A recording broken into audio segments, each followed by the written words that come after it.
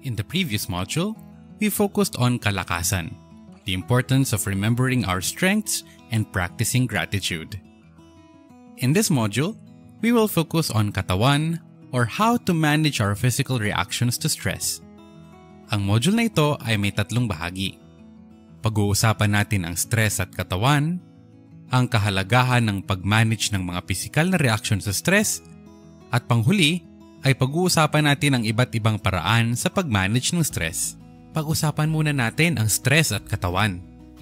When faced with stress, our body responds in different ways.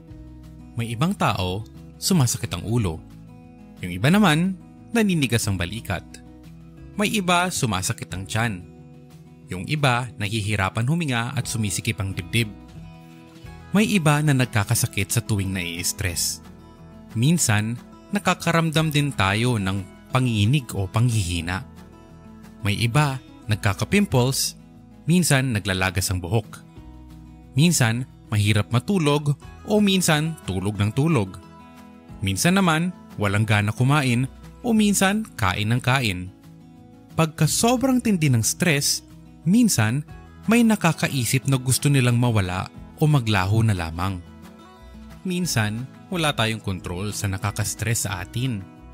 Pero meron tayong magagawa para ma-manage ang ating stress. At ang unang step sa pag-manage ng stress ay ang pagpansin o pag-acknowledge na oo, nai-stress tayo. Hindi natin mamamanage ang stress kung hindi natin ito papansinin. Kayo, saan ninyo nararamdaman ang stress sa inyong katawan? Ano ang nararamdaman ninyo?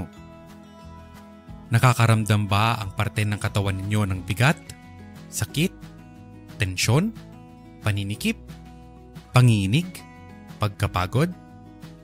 Sa inyong resilience journal, markahan ang mga parte ng katawan ninyo na nakakaramdam ng stress.